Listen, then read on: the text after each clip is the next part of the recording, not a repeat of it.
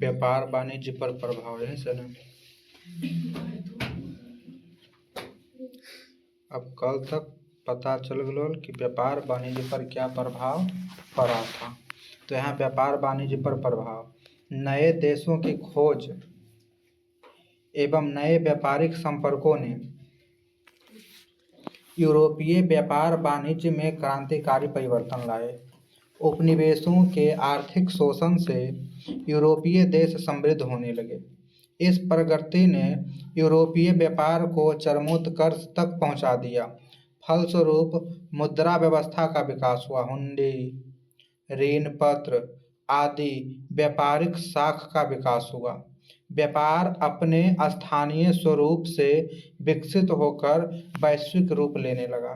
मतलब ये कि जैसे ही भौगोलिक खोज हुआ, अलग अलग देश के बारे में पता चला, तो वहाँ पर लोग उपनिवेश बनाने लगे। उपनिवेश बनाने का मतलब जो देश जिस देश पर कब्जा कर लेता था वो उसका उपनिवेश।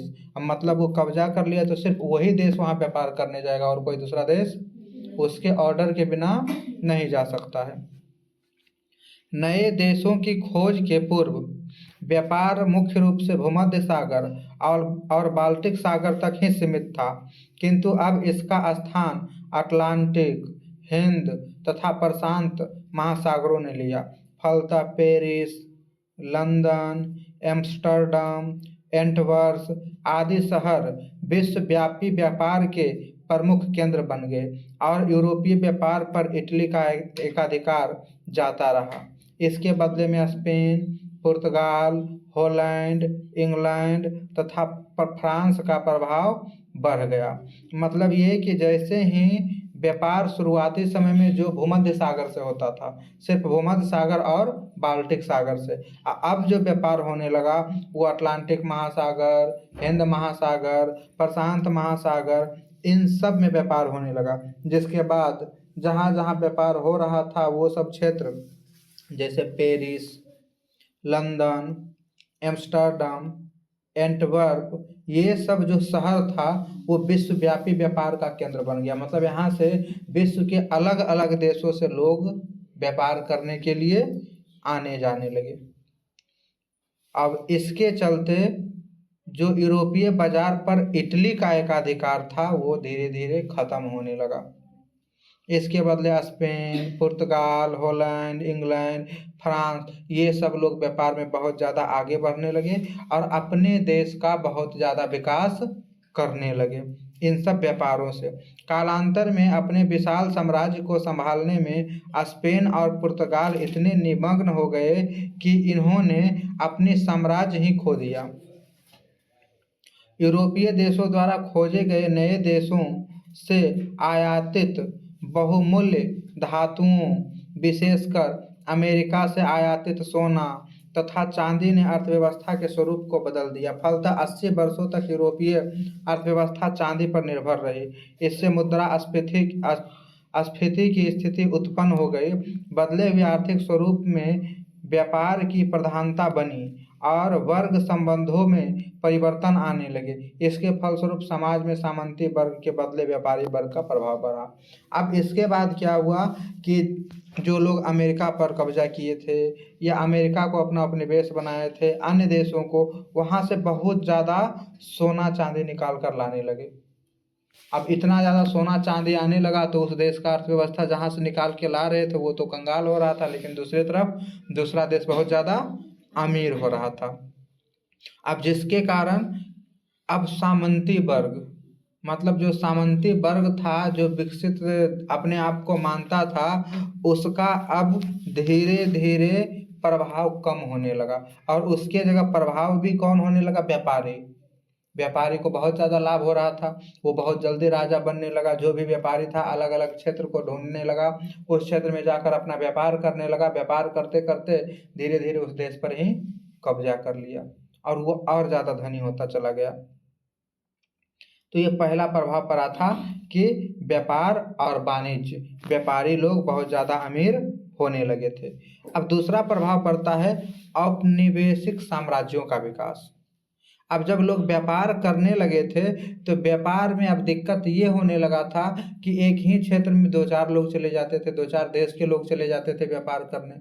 तो इससे अच्छा था कि वो लोग उपनिवेश बनाना चालू किए, ये बोलना चालू किए कि ये हमारा उपनिवेश है, वो हमारा उपनिवेश है। जैसे इंग्लैंड जो था, भारत उसका उपनिवेश था। मतलब जौन देश जिस पर कब्जा कर रहा था वो उसका उपनिवेश हो गया।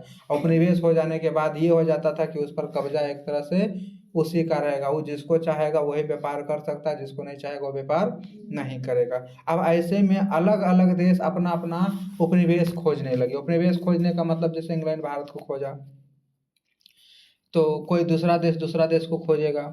जैसे भारत पर तो किसी का कब्जा हो गया, तो बाकी अब फ्रांस है, फ्रांस कहीं जाके कब्जा करेगा, तो फिर जर्मनी कहीं जाके कब्जा करेगा, इटली कहीं जाके कब्जा करेगा, और जौन क्षेत्र में वो कब्जा करेगा वो क्षेत्र उसका उपनिवेश कहलाएगा कि वो हमारा उपनिवेश है।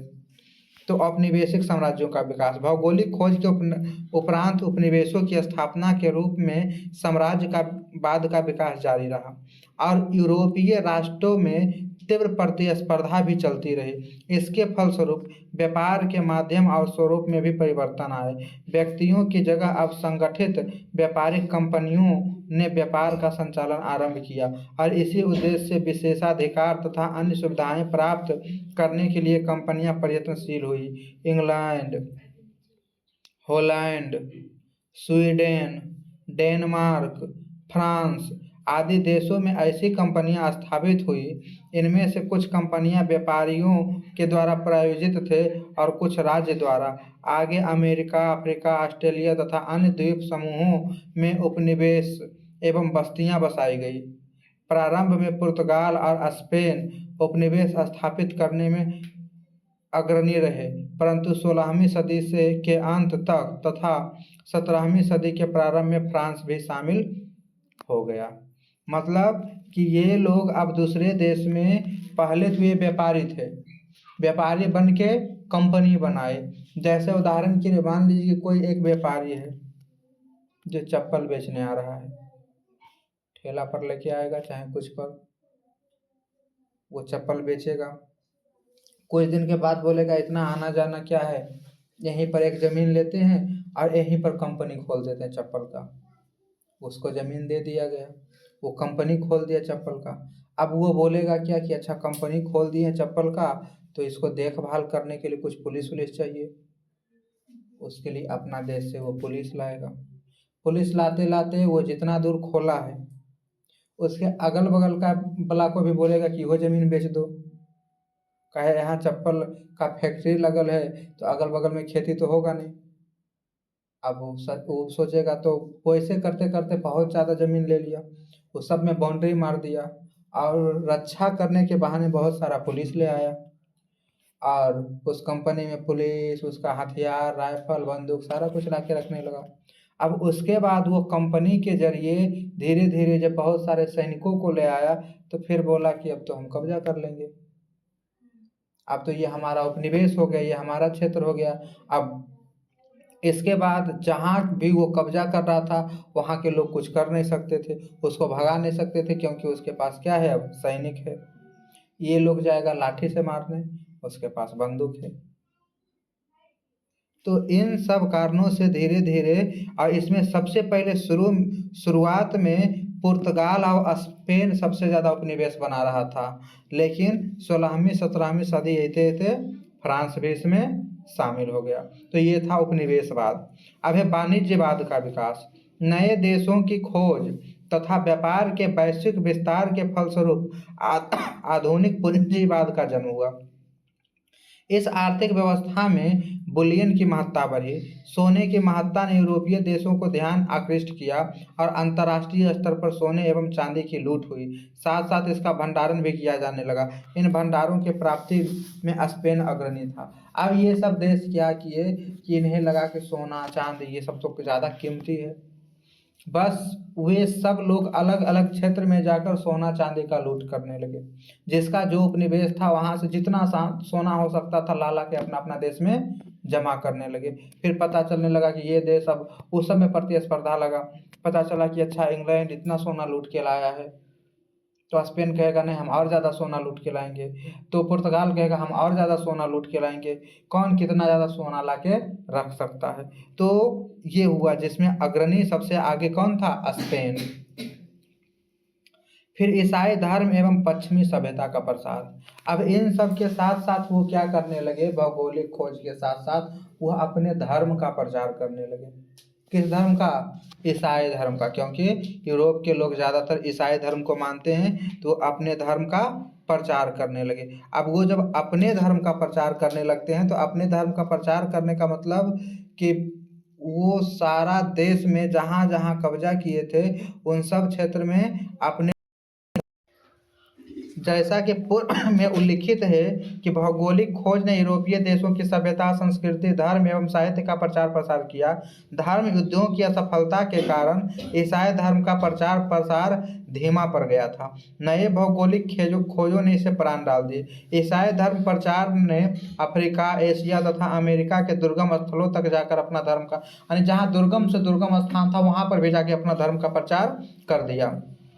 परंतु इसका नकारात्मक प्रभाव यह पड़ा कि इन क्षेत्र में धन का लालच देकर जब जबरन धर्मांतरण एक एवं संस्कृति का अतिक्रमण किया गया और इसका विरोध भी हुआ। दूसरी तरफ धर्म का व्यापक प्रसार ने चर्च की प्रभुसत्ता को कम किया। अब यहाँ पर यह हुआ कि धर्म के लिए उन्हें क्या दिया जाने लगा, लालच दिया जाने लगा। तो लालच पर कोई भी धर्म नहीं मानेगा। जैसे उदाहरण के लिए यहाँ पर सबको कहा जाए कि 10-10 हज़ार रुपया देंगे, ईसाई धर्म मान लो, सब कहेगा एकदम मान लेंगे, लाओ 10-10 हज़ार, दिखा देंगे कि मान लिए, नहीं मानेंगे। पैसा ले लिए, पूजा नहीं करेंगे। क्या है कि वो पूजा अंदर मन से होना चाहिए। अब उसे जान रहा है कि हम पैसा के लोभ में किए हैं, पैसा के लोभ में वो धर्म को मान लेगा, पूछने आएगा मूर्ति उर्ति बैठाया है, हाँ देख ले, सामने 2 अगरबत्तियों करके रख देंगे, लेकिन मन से नहीं, बस ऊपर मन से। अब अंदर मन से जो हिंदू धर्म है वो हिंदू धर्म का करेगा। तो यही हुआ। और दूसरा क्या हुआ कि इज्जत खत्म होने लगा, मतलब जो भी थोड़ा बहुत इज्जत बचा था ईसाई का वो भी खत्म होने लगा।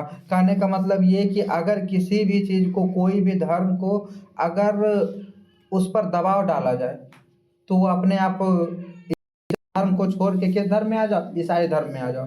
तो जब वो ईसाई धर्म अपना धर्म को छोड़ के जाएगा तो अपना धर्म छोड़ के दूसरा धर्म में वो दो ही स्थिति में जा सकता है।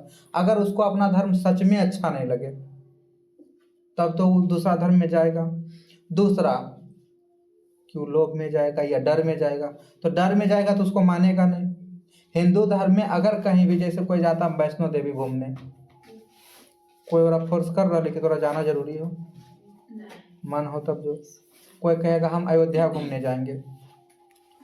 कुछ दिन पहले, 1 साल पहले कौन मेला लगलो, कुंभ मेला, सब देख रहे कि कचा कचा के सब मर रहे हैं, तब वो लोग जा रहे हैं। उसको कहते हैं आस्था, विश्वास। और हम ना कोई उसको पैसा दे रहा है, नहीं कोई कह रहा है कि चल, फिर भी वो जा रहा है। तो वो है कि उसको धर्म के प्रति उसको विश्वास है कि भगवान चाहेंगे तो मर जाएंगे।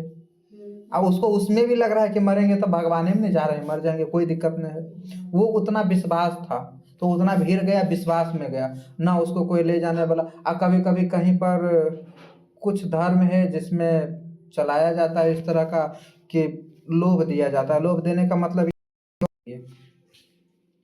अब अगला है दास व्यापार का विकास। दास मतलब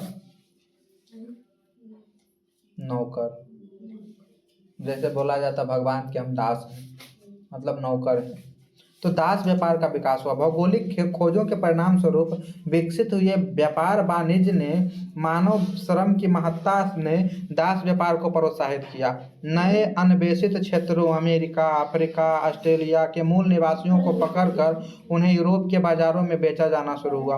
आरंभ में गुलामों को व्यापार व्यक्तिगत स्तर पर था, किंतु 16वीं शताब्दी के अंत में इसे बाकायदा व्यापार के रूप में धारण कर लिया। इन गुलाम को जंगल काटने, खेती करने, सड़क बनाने, जहाजों के ईंधन झोंकने आदि कठिन कार्य करवाए जाते थे तथा इन पर अमानवीय बर्बर अत्याचार किए जाते थे। इस प्रकार भौगोलिक खोजों का यह नकारात्मक परिणाम था। इससे तथाकथित सभ्य एवं विकसित लोगों द्वारा अविकसित, भोला भाला एवं कमजोर लोगों का शोषण किया जाता था। और क्या किया जाता था कि दास व्यापार। दास व्यापार कहने का मतलब ये था कि चाहे ऑस्ट्रेलिया के लोग हों, भारत के लोग हों, उनको पकड़ के ले जाया जाता था यूरोप। और वहाँ जाकर उनसे दास मतलब, तो यहाँ से लोगों को पकड़ के ले जाया जाता था, वहाँ उससे जंगल कटवाया जाता था या फिर ईंधन जोखवाया जाता था। इस तरह के खतरनाक कार्य को उसके द्वारा करवाया जाता था और शोषण किया जाता था। भैया किसी बहन के बहुत दूर घर आए तो जाए के रात जाए तो जाए दिक्कत। अच्छा।